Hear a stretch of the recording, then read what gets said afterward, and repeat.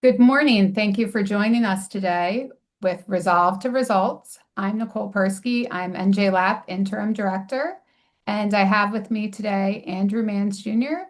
and David Bruno Esquire. So without further ado, we will get this morning started.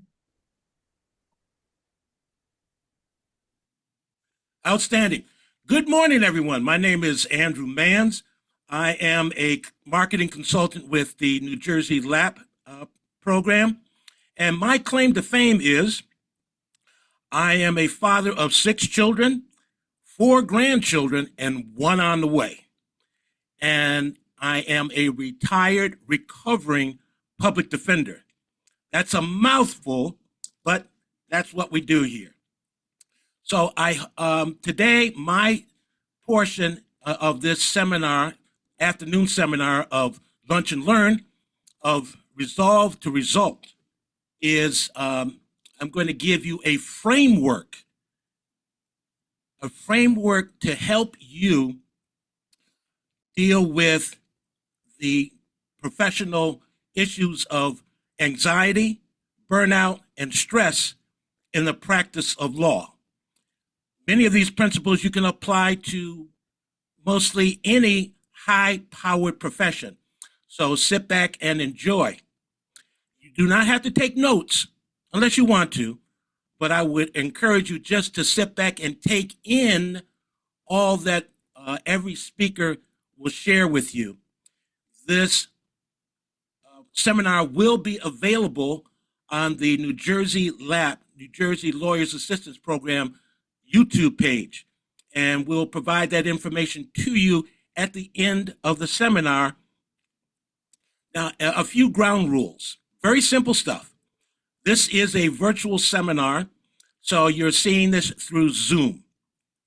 And if you notice at the bottom of your Zoom, there is, or there should be, a section that says reaction. And if you can find that on your YouTube, you'll pop that open and they'll have little hearts, they'll have thumbs up. Now, since this is virtual, we as the speakers, we can't see you, but you can see us. So if there is something that we say that really resonates with you or you find of value, please let us know by hitting the thumbs up.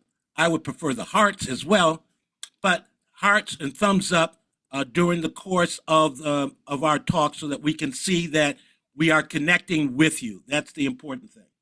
Now, if you will just give me a few minutes, and not a few minutes, a few seconds so I can bring up my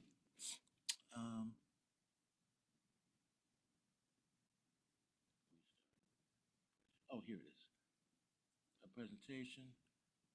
And this is it here.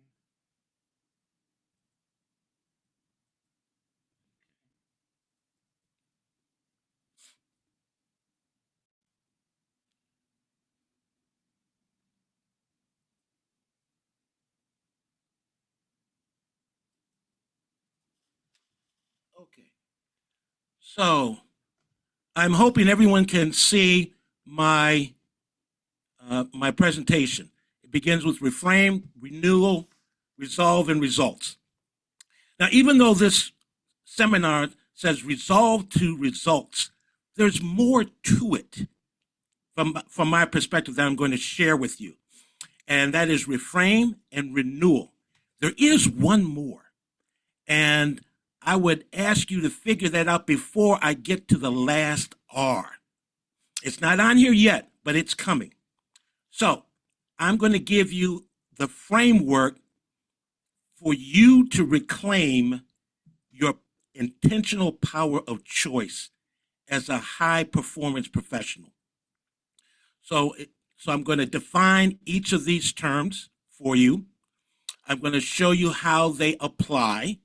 And then I'm going to give you a toolkit, a daily toolkit that you can apply. Very simple stuff, very easy to do, small little increments each day that will help you reclaim your power. So this is about finding the power between stimulus and response. Come with me on this journey about reclaiming the space where your power, where your intentional power actually lives. The space Viktor Frankl talked about, the space between what hits you and how you choose to respond.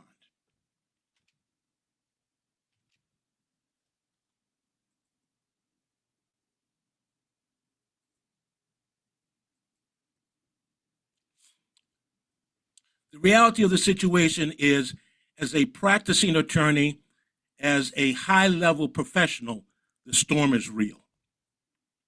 Let's be honest about the modern professional life actually looks like. It seems some days it feels like the legal system wakes up and chooses chaos. And we're expected to respond with grace, clarity, and a smile that says, I've totally got this. Even when our even when our inbox looks like a crime scene. I can speak personally of this as a former public defender where we had huge, overwhelming caseloads. And I would describe it as endless caseloads because once I got rid of 1 or 2 cases, 5 more came in. The files that multiply faster than you can close them. Then there's artificial deadlines. The urgency that feels manufactured, yet it's unavoidable. The nature of the profession. Emotional spillover, what is that? The client crisis that becomes your crisis. And then the impossible calendar. Court schedules designed by someone who's never met a human being. Because sometimes, as a practicing attorney, you're a family man and your child gets sick and you need to go and take them to the hospital and be with them. Is the system designed to accommodate that? Sometimes yes, sometimes no. Now, Viktor Frankl said, between stimulus and response, there is a space. In that space is your intentional power to choose your response. In our response lies our growth and our freedom. This is the core concept for today. Now, this isn't philosophy. It's a practical operating system for high-pressure professionals. Let me repeat that and let it sink in. It's a practical operating system for high-pressure professionals. We don't fail because we don't have the skills. We lack the appropriate operating system to work through the chaos and confusion. Stimulus. You get an email, the judge's order, the client meltdown.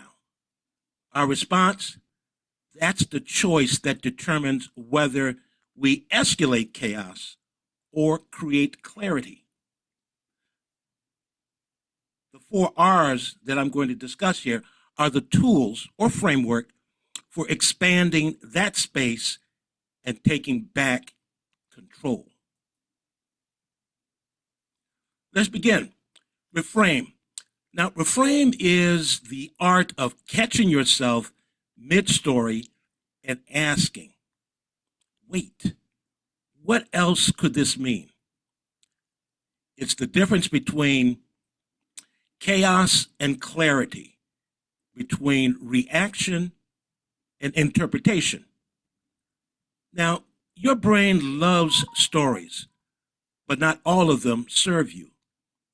Instead of thinking to yourself, the judge is out to get me, try this. The judge is out to get everybody today. It's not personal. Now, that tiny shift changes your emotional temperature and opens up strategic options you couldn't see through the fog of frustration. So in summary, ask the question, what else could this mean? Identify the story. Catch the narrative you're telling yourself in your head. Replace chaos. Trade the drama for clarity and perspective. And then move to interpretation. Choose your response over a knee-jerk reaction. And that is a learned response. The next R is renewal. Now, renewal doesn't mean a spa day at Bali, although I would enjoy that. That would be relaxing. I just don't know how many public agencies or law firms could afford to send a junior associate to Bali. But sometimes it's 45 seconds of breathing in your car before walking into the courthouse. I have to practice this myself in preparation for this seminar, just to calm down and focus. Now, these aren't luxuries. They're the circuit breakers that prevent burnout, stress, anxiety from becoming your default operating mode. Let me give you 4 very simple reset practices that can help. The first one is the 60-second breathing reset. Box breathing between meetings. Inhale, breathe in and hold it for 4. Exhale for 4. And then hold for 4. Repeat this 3 times. And guess what? Your nervous system will thank you. The next one is micro breaks between cases. Now, I don't know about you, but as a former public defender, every day that I was in court, I was between 4 judges dealing with clients in each of those cases and my caseload for that day of about 40 cases.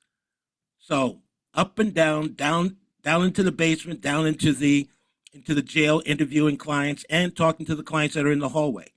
So every 90 seconds of standing, stretching, or looking out the window can reset your mental state before the next fire or the next crisis. The next one is boundary rituals, and this is very important. Create a deliberate start and end to your day. You'll say, yeah, Andrew, I understand that. But this requires an intentional practice to do. Close the laptop with intention. Leave work at work, even if work lives in your pocket. And finally, mental decluttering. Brain dump all days at day's end.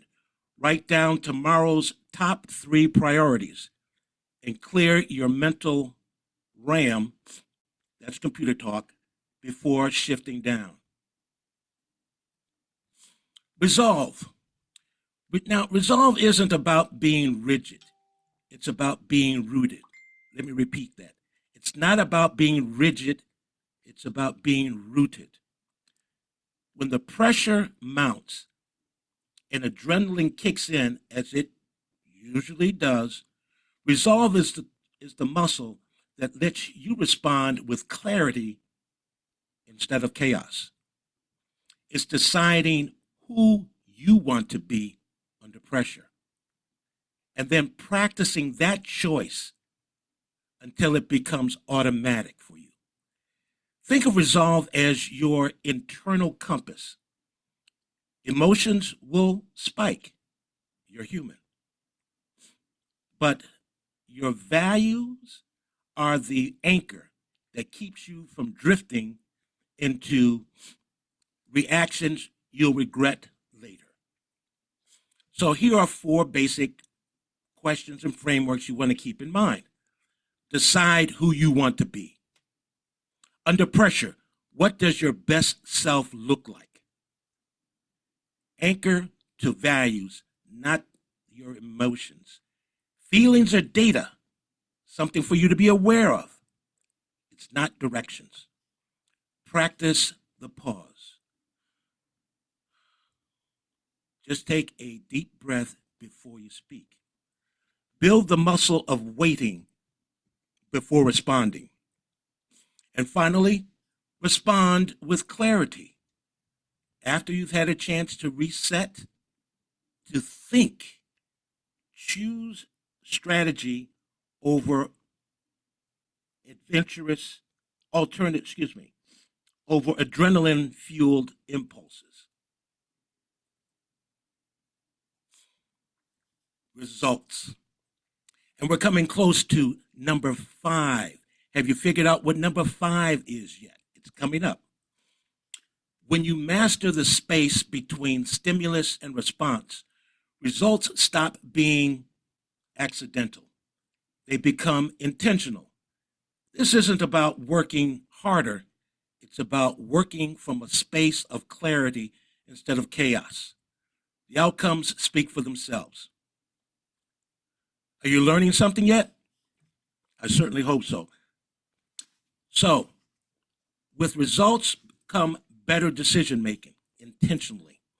When you're not drowning in reactivity, you see options you missed before. Strategic thinking replaces scrambling. Let me repeat that. Strategic thinking replaces scrambling. And the results? It reduced burnout, reduced anxiety, reduced stress. How many here, by a show of hands, find that would be of value, those reduced elements? So sustained energy replaces constant exhaustion. You finish the day tired, but not depleted. You have increased emotional bandwidth. You have more to give to clients, colleagues, your family, and yourself, because you're not operating on empty. And finally, consistent leadership presence. People are always watching you, and you set the example, you set the tone. People know what they're getting from you. Your steadiness becomes the stabilizing force in the storm. Okay, let's apply these 4 these 4 R's in action. I'm going to give you 2 scenarios because the theory is great, but let's see how this actually works when the pressure hits. One is legal and one is universal. Let's take the universal legal scenario. Here's the situation. A judge issues a last-minute order at 4:58 p.m. on a Friday. How many can relate to that? Well, let's run through our framework. Reframe the scenario. 1, say to yourself, this is frustrating, but not impossible. 2, renewal. Take a 2-minute reset before responding. 3, resolve. Choose clarity. Choose clarity. Choose clarity over panic. And lastly, results. A measured strategic reply that protects your weekend. Make sense? Now let's shift over to a universal scenario. And the situation is this. A team member drops the ball on a major project deadline. How do you respond? Reframe. This is a chance to clarify expectations. The renewal, step away from the situation for 5 minutes before addressing it. You can take a short walk through the building, or at the New Jersey Bar Foundation, step outside the building into the little garden in front and just sit and smell the flowers. Resolve. Respond with leadership, not frustration. And the results, a stronger team alignment and accountability. Now, here's the takeaway. I'm going to give you a 20-minute toolkit. Tools you can use starting tomorrow morning. Pick one tool and practice it daily. Mastery doesn't come from knowing everything. It comes from consistently applying one thing until it becomes automatic. Here are your starting points. Number one, starting tomorrow, the 90-second rule. Let the emotional surge pass before responding. Neurologically, the initial spike fades in 90 seconds. If you don't feed it, wait, breathe, then decide. The next day, use the 3-question reframe. What's happening? Facts only, no emotion, no politics, no policy. What's true? Strip the story. What's my choice? That's where your PowerPoint is. 3, your next day in the week. Micro renewal. 60 seconds of intentional breathing. Not checking your phone, not planning your next move, just breathing. Reset your nervous system. It's all you have. And finally, 4, the resolve statement. Write one sentence that defines how you want to show up. For example, I lead with clarity, not chaos. I lead with clarity, not chaos. Write it, post it, return to it, review it, and put it in your heart.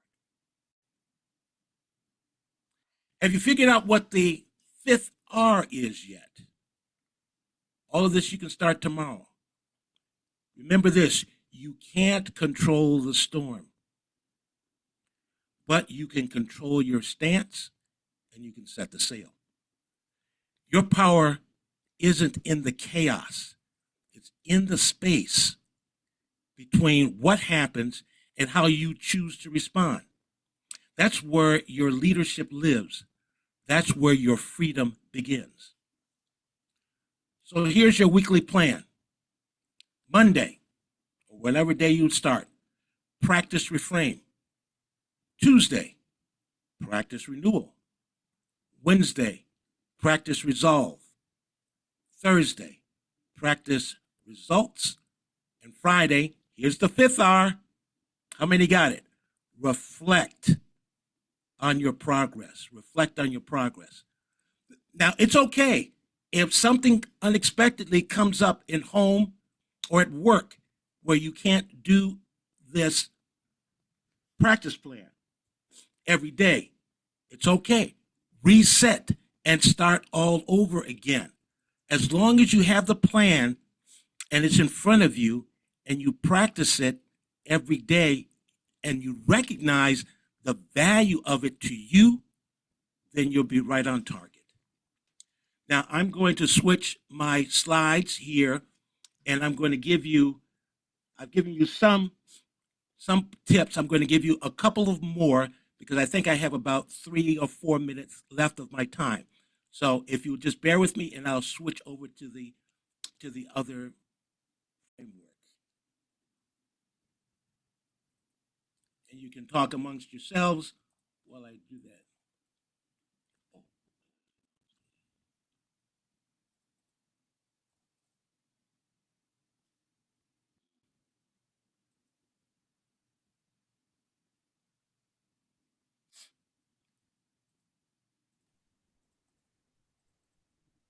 Andrew, do you want to do those at the end if we have an opportunity? Absolutely. Thank you very much. Thank you very much. That's why you're the boss.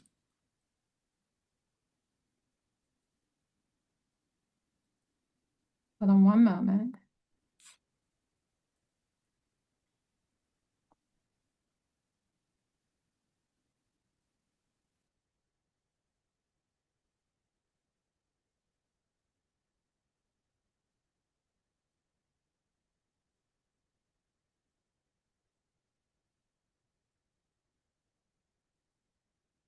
All right. So,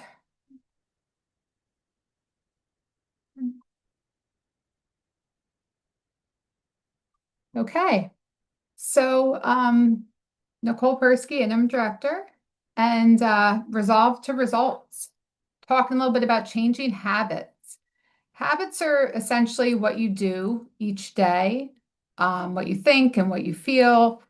You start to do the same things on a daily basis, and these form the person you are. And what if you want to improve these? What if you want to change? How do you go about doing so? There is helpful framework that we're going to go over that discusses a way to do so. And a considerable portion of this presentation is available in Atomic Habits. I will include a link in the chat to purchase. And there's some other books mentioned, and I will also include a link in the chat for those as well. So habits are routines or behaviors that are performed so regularly as to often become automatic. And that can work for you or against you. The way it can work for you is because they're automatic, they can use up less mental energy. So it's something that kind of can run on autopilot. That can work against you if those are habits that you don't want to continue to do. So we have a nice little picture here, and what that is that's a mouse from the 1990s at MIT, and he's running along to get some chocolate. And what occurs is the study that Charles Duhigg discusses in his book, The Power of Habit. The study essentially determined that the brain activity of the mouse went down over time and the productivity went up over time. So then, oops. So then he had discussed a three-part habit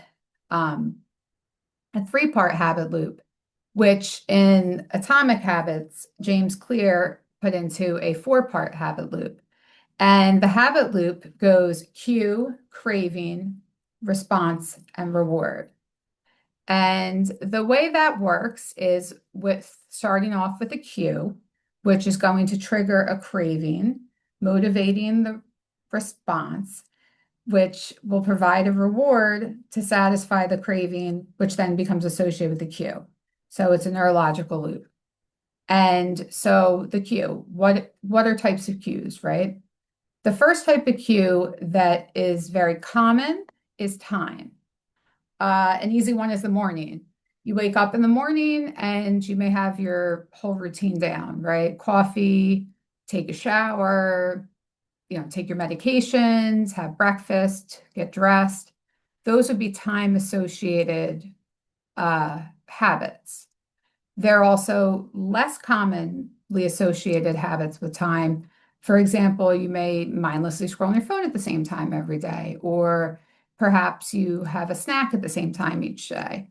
And those habits, if you wanted to change them, you would want to pay attention to what the feeling was you were having. So maybe I'm mindlessly scrolling on my phone because I'm feeling a little lonely, and instead I should go and have a face-to-face discussion with some coworkers. Or I'm having a snack because I'm bored, and maybe instead I could go for a walk. So noticing the pattern of the feeling is very helpful in order to replace those habits. If you want to stop doing something, stop doing a bad habit, replacing it is the best way to go about doing so. In the book Atomic Habits, James Clear uses the example of on Mondays and Thursdays, he writes an article, regardless of the length of the article, the quality, if he doesn't like it, if he writes it, he posts it, he sticks to it, and the time is the essential component. So a way this could be used in your practice is, let's say there's some thing you don't like doing, research, writing briefs, emails, whatever it may be. 2 o'clock every day, you do it for 2 hours, regardless of the quality, and that's the routine. So time would trigger the habit loop. It's sticking to the schedule. Cue number 2, location. So an example, you walk into the kitchen and you see a snack, you're not hungry, but it's in your line of vision and you're having it. This is a very powerful cue, and often locations become associated with habits. So your bedroom is associated, let's say, with sleep, your office with work, and they become very tied together. So these can be harder habits to break. So a way to go about doing so is maybe you reorganize your office and if you want to institute a new habit. And so now, your desk is on another side or your chair is in a location. And this is kind of enabling you to have a different association with the location. A study that's used as an example is there's a hospital, and within it, there's, soda and water. And for a 6-month period, they add more water. And, they put it by the registers, put in some more fridges. And just by doing so, the amount of water purchased increased by 25%, and the amount of soda purchased decreased by 11%. So that kind of shows just by creating a new location-based cue, you can create a new habit. For me, maybe I would like to go, it's very cliche, but I would like to start, going to the gym more.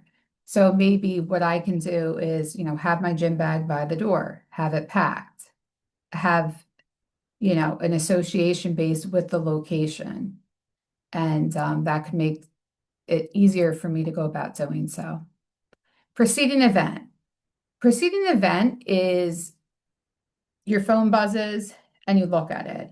You see an email from the court, you open it up right away. And if you want to create a new habit, you can tie it to preceding event. So I have my cup of coffee. I'm going to journal for 10 minutes. I get my shoes on. I'm going to take 100 steps. One of the best ways to go about doing so is to do it with a very specific preceding event. So,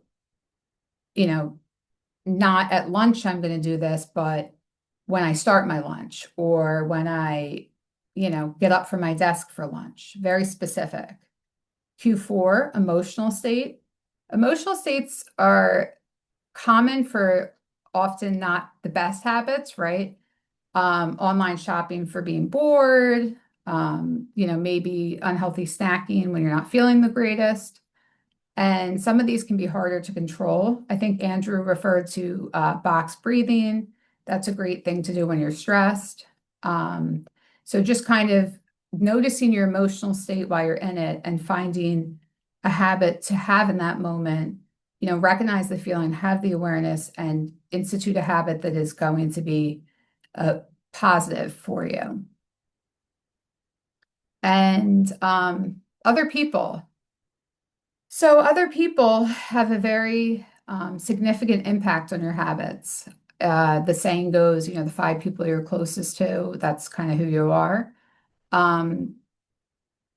There was a study done, and it's really interesting. The New England Journal of Medicine found that if one of your friends is obese, regardless of how close they live to you, they could be 100 miles away, that increases your chances by 57%. And it's, something you can see if you have friends that go out to, events where there's going to be running, you're more likely to run. Or if your friends, want to go to the library, you're more likely to go there. So if there's habits you want to have, find people who have those habits, and that's an easy way to gain those habits. Cravings are the second step in the habit loop. Oops, I don't know why it keeps. So what you're craving is not the habit itself, but the change of state. So when you smoke, it's not like you really want to smoke, but you want the relief from the cigarette. Brushing teeth isn't like the most fun activity in the world, but having a clean mouth is very nice. Turning on the television, not fun, but being entertained is. So each craving is linked to desire to do something to your internal state. And also with craving, like a gambler is going to hear a slot machine and have one reaction versus a person who does not gamble will have a different reaction. And there has to be enough friction associated with the behavior. So that's the response. The response is the thought, the action, and how motivated you are to take the behavior. You also need to be able to do it. So I could want to run a marathon tomorrow, but it's not going to happen. Or to do some other athletic endeavors, I'm not going to be able to perform. So you have to be able to actually have the habit. And the response delivers a reward. So in prehistoric times, food and water were the, main rewards that people were receiving. But now people receive additional rewards from things. So promotions, respect, getting in shape. A lot of these things go back to food, water, sex, the primary rewards, but we've kind of, as a society, added additional rewards on top of them. So rewards are the end goal of each habit, and the cue is about noticing the reward, cravings about wanting it, response is about obtaining it, and they satisfy us and they teach us.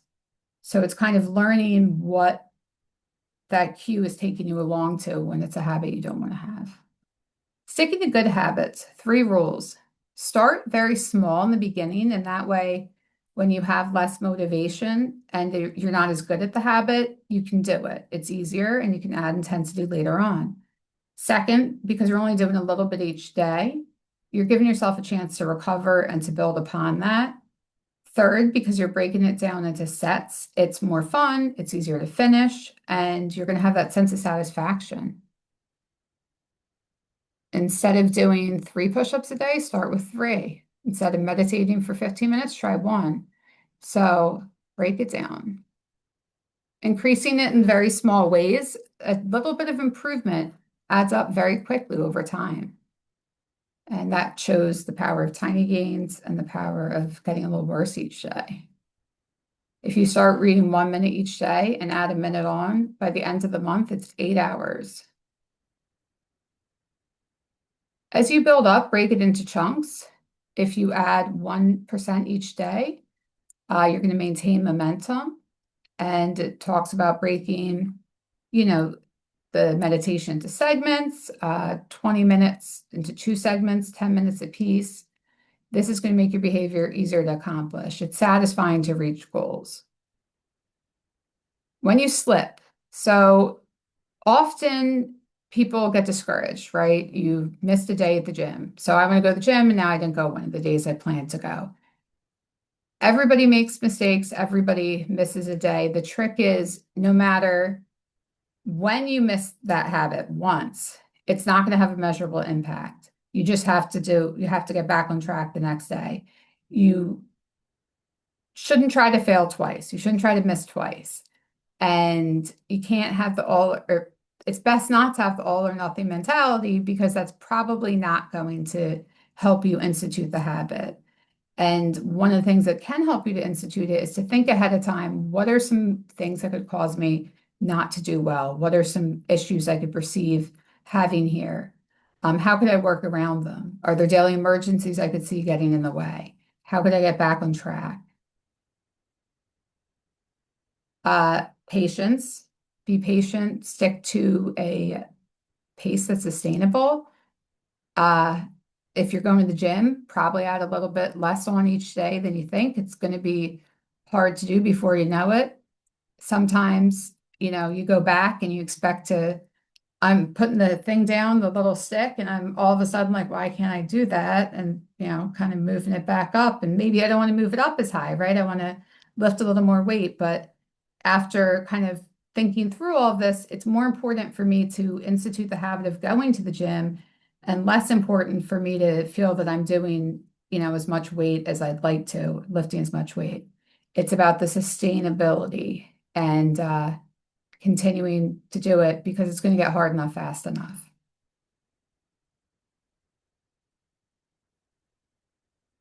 So this is all very important because what you're doing by the small amount in the beginning and building upon it each day is you're performing the habit rather than worrying about the outcome.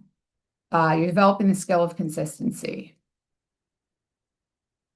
This slide, which you'll all receive a copy of, talks about different personality traits, genetics, and the influence of that. Gretchen Rubin has a great book, The Four Tendencies, that also talks about different personalities and how to institute habits. So thinking about what kind of person you are and how to best, approach a habit for you is always the best way to go about doing it. If the behavior isn't sufficient in any of the four stages, it's not going to become a habit. So if you don't have a cue, your new habit's not going to start. No craving, you're not going to be motivated.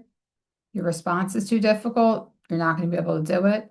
And if the reward does not satisfy your desire, you're not going to have a reason to do it in the future. Without the first three, it's not going to occur. And without all four, it's not going to be repeated. So make it obvious, attractive, easy, and satisfying. And the opposite if you do not want to do it. So I hope everyone has the best of luck with their new habits. And I'm looking forward to hearing from David.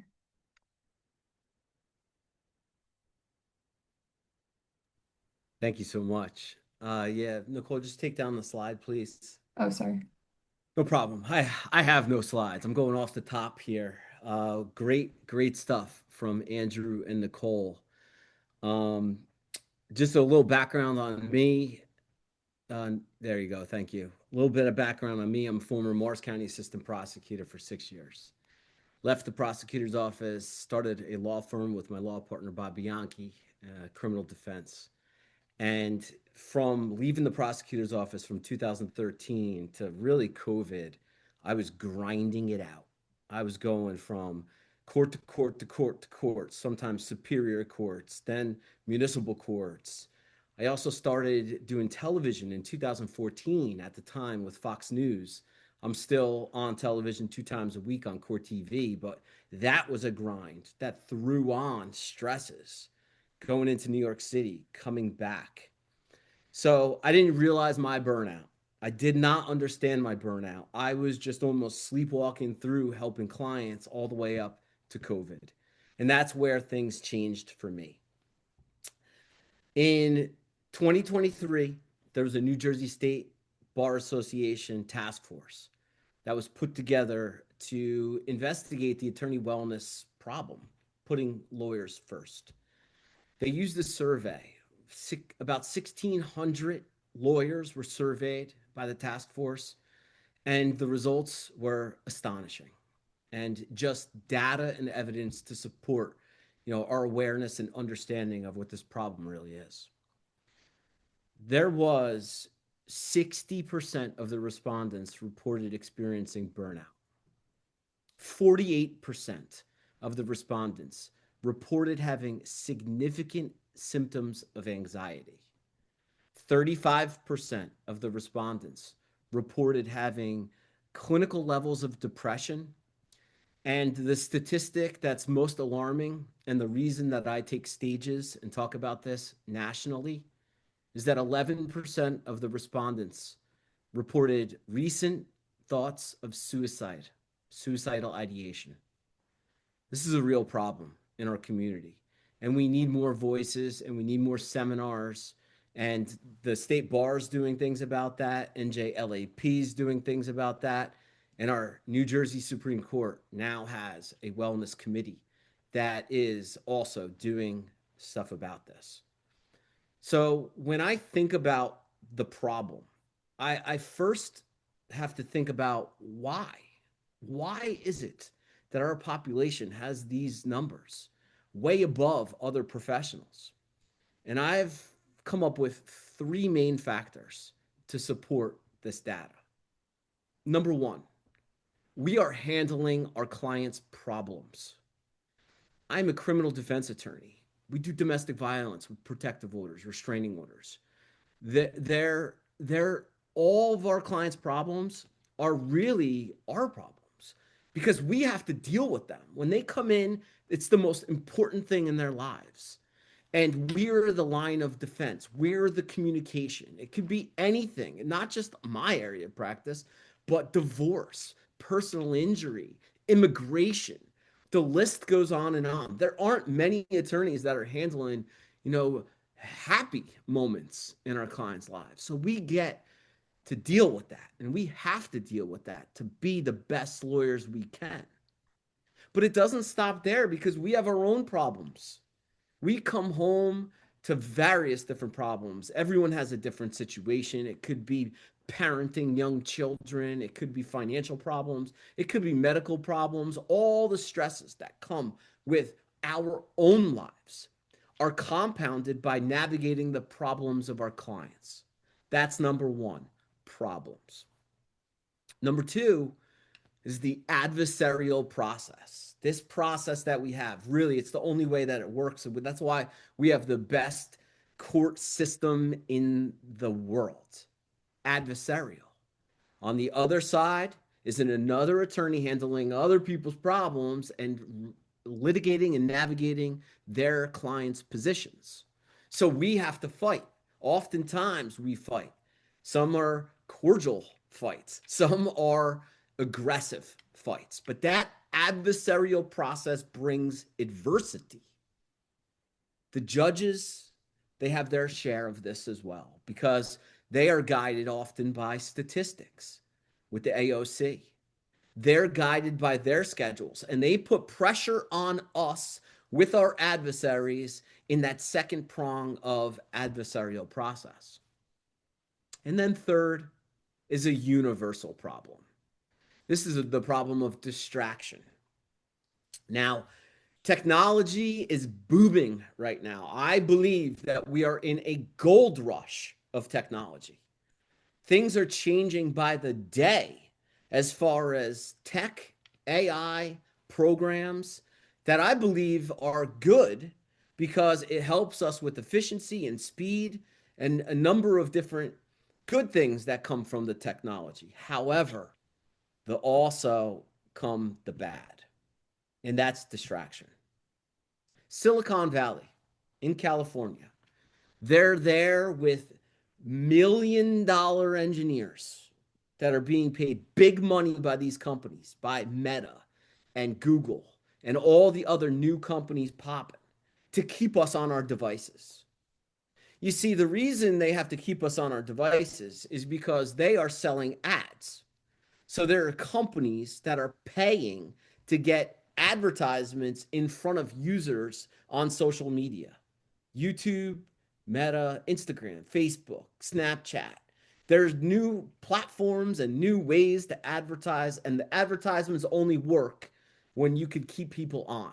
So literally the engineers are trying to distract us.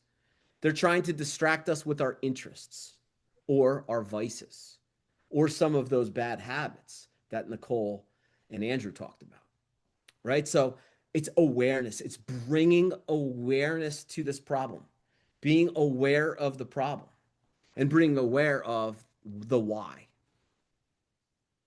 I had my experience. I could actually point to where I decided to change. It was 2022, after COVID. When COVID hit, everything stopped. And me and my law partner, Bob Bianchi, we started to learn business. We started to learn about how to scale a business, how to grow a business, to provide more service and impact and help our clients. And I was all about masterclasses and webinars and books and podcasts and however I could learn when everybody else was sort of doing other things on Netflix and all the other things we did during COVID. I really made a decision to change in a way to grow a business. It brought me to California in June of 2022. And I was there for business. It was an event put on, live event in Petco Park, San Diego, California. Multiple speakers on business. And then at the very end came this guy, Ed Milet. You see, Ed Milet's a motivational speaker, very successful financial advisor, and he's also an author. And he had written a book called The Power of One More. And when he came out, it was dark outside and all lights were on Ed Milet. And I hadn't heard Ed Milet before, but he came out about his book.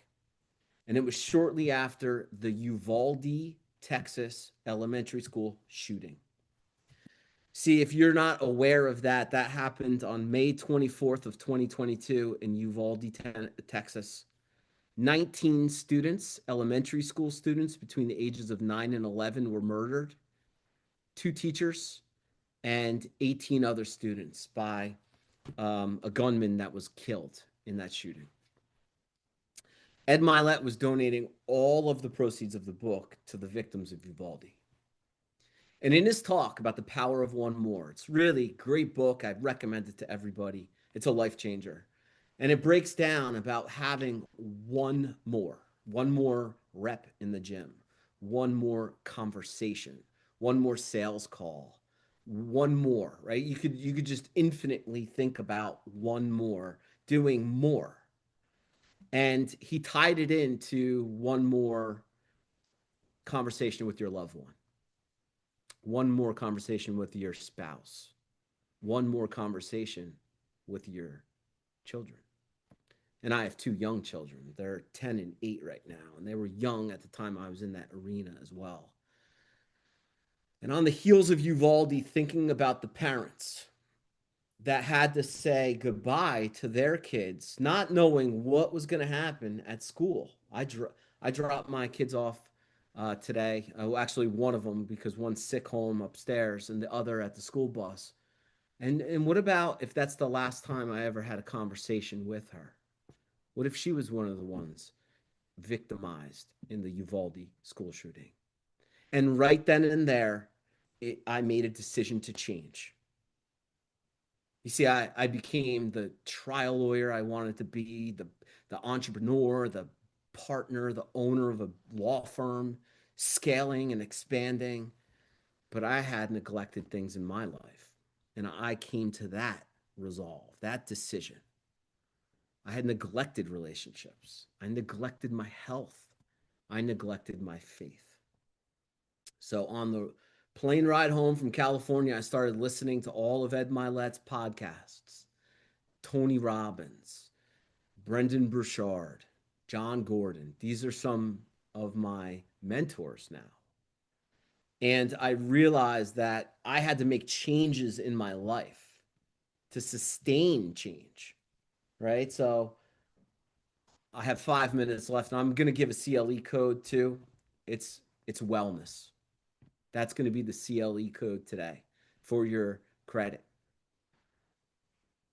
I made the change, and it really started. It started with journaling. Gary Keller has a book called The One Thing, right? And we've talked a lot about change and behavioral changes and cues and frameworks, and it becomes overwhelming. All of these things, especially with the chaos of lawyering, especially with the distractions and all those factors we discussed. So Gary Keller provides the idea of the one thing. What is the one thing that you could do to sustain change? And I've come to the conclusion, and my behaviors and my processes and all the things that flow from this make it crystal clear in my mind. But my one thing is journaling. Because journaling allows you to set priorities, set tasks, set the ideas or the mindset that you need to have a successful day. So just give you a little idea right here. These are my journals. 2.5 years, every single day, morning and night. Morning and night. And some of the things here in the journal, this is Brendan Burchard's high performance planner. It starts off with messages to self.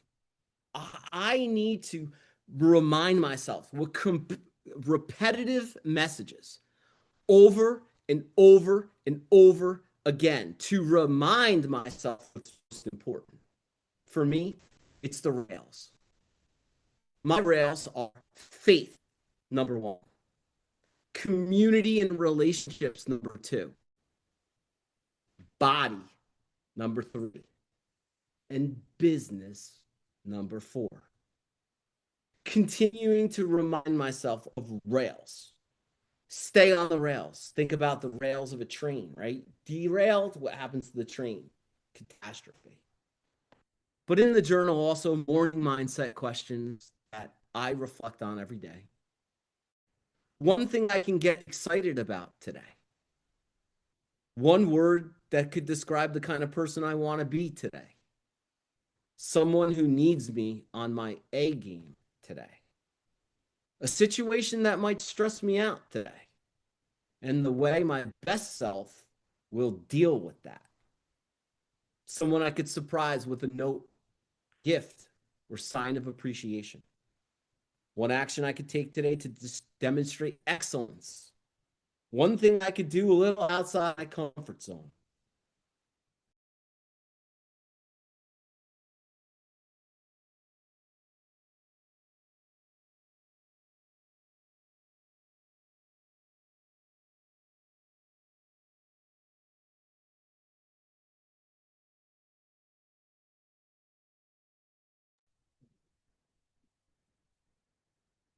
It looks like we might have lost David. I guess we'll give him another moment to sign back on.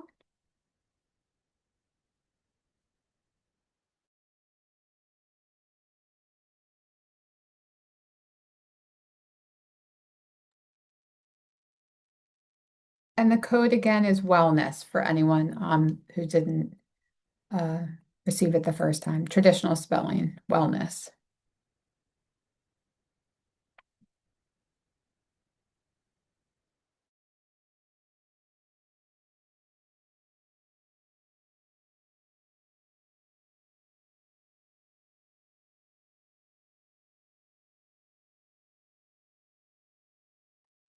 Does anyone have any questions for the Q&A?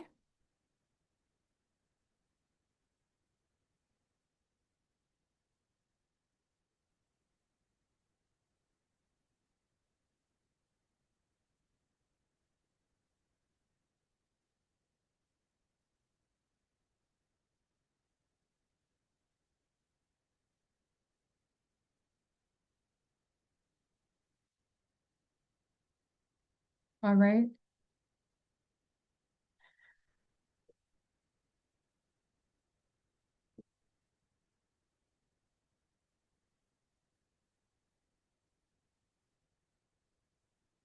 Andrew, would you have an opportunity now to do your tips?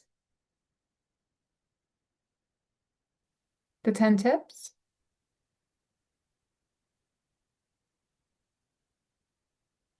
And we will be emailing the handouts to everyone who attended. Yes, I can. Will you be able to give me the share? Yep, you should be able to share.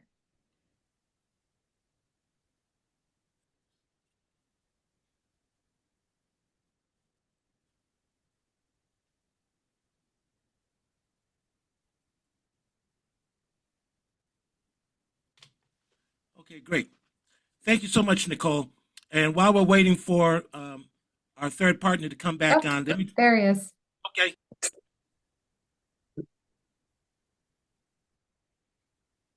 Sorry, guys. Okay. All right, how do I get out so that you can finish? I wasn't sure you guys would still be on, Nicole. You want to go past one?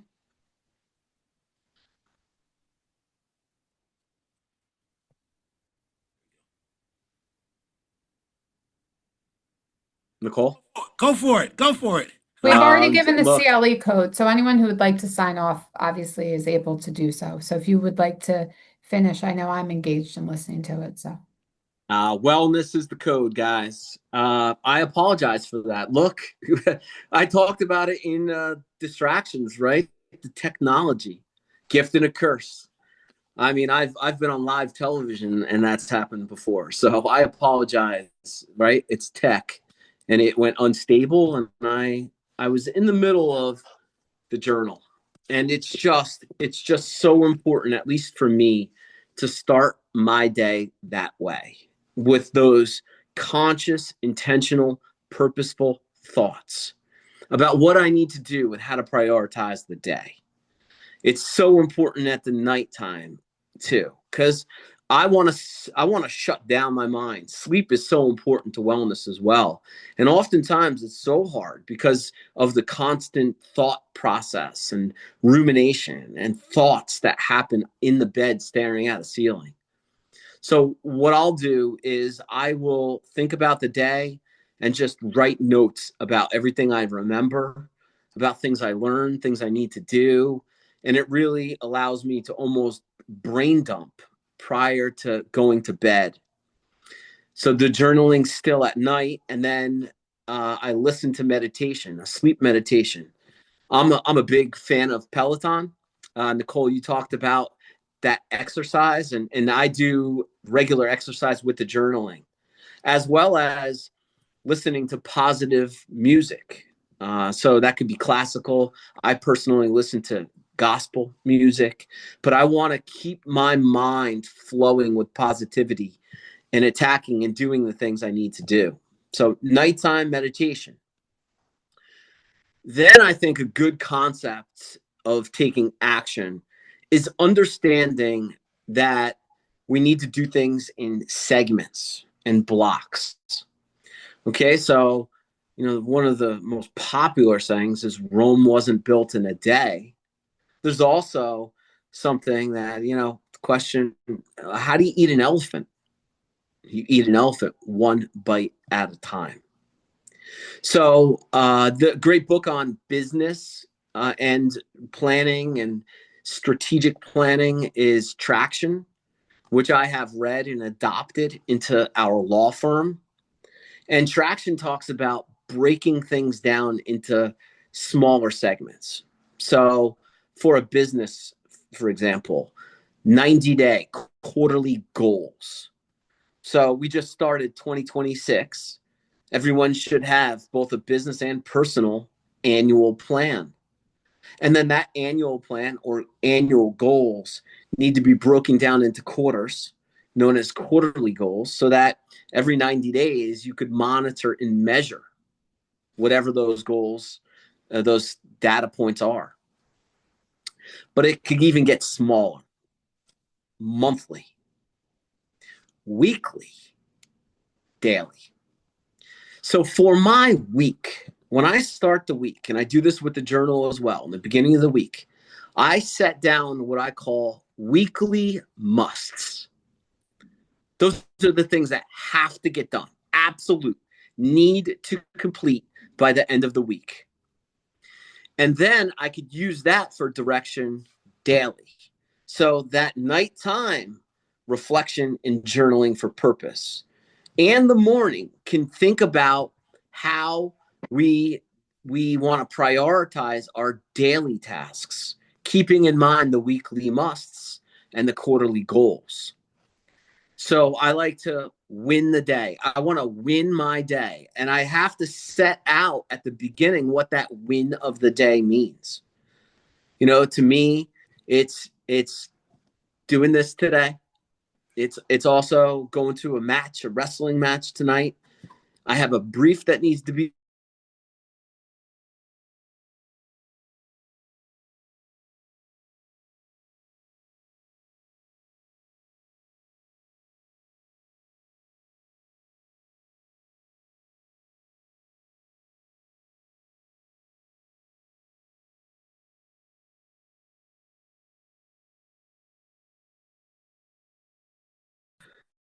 you can't control the form, but you can control your stance. And by the way, Andrew, I love that Viktor Frankl quote. I printed it out, and I've had that on my work desk for a long time, because this is what we need to control. What can we control? The beautiful serenity prayer, I think, hits this perfectly, which is, God, grant me the serenity to accept things I cannot change, the courage to change the things I can, and the wisdom to know the difference. in that is about control. What can you control and what can't you control? For the things that you can control, it is coming up with a plan to take action relentlessly. What can you do? And then do it until you can't do it anymore. You attack the problem. You attack the challenges. You attack the things you need to do. For the things you can't control, that's where faith comes in. That's where optimism comes in. Because there is a part of this resilience framework that requires faith that it will all come out, or it'll come out as best it could. I mean, the control part, action, should mitigate things, but inevitably, there are going to be difficult times and challenges that we have in our lives. So that's why it's so important to instill and install habits, is because the habits could be the foundation of wellness, the foundation of energy and clarity and feeling good. Because inevitably, those challenges will come. And when they can, those habits will be the foundation. The actions that you take will be towards what you can control. And the wisdom and the faith and the optimism is going to be required to have faith through the problems. Nicole, I could talk all day about this. But I know we're limited here, and I know everyone's got to get back to their days, and let's continue. I'll do this as frequently as you want, Nicole, because you know me. I'm the chair of the Bar Association's membership committee. I am a firm believer of community is the antidote to isolation and separation and depression. So we need to continue to spread this, bring awareness, and give opportunity for community so that people can make their own changes. Thank you, David. And we would definitely love to have you back again. We received some really good feedback in the Q&A while you were on and also when you were not on. So thank you. Thank you both David and Andrew, for coming today. Thank you for all the attendees for coming today. I hope everyone enjoyed as much as I did, and hope to do it again soon. Take care, everybody. Thank you.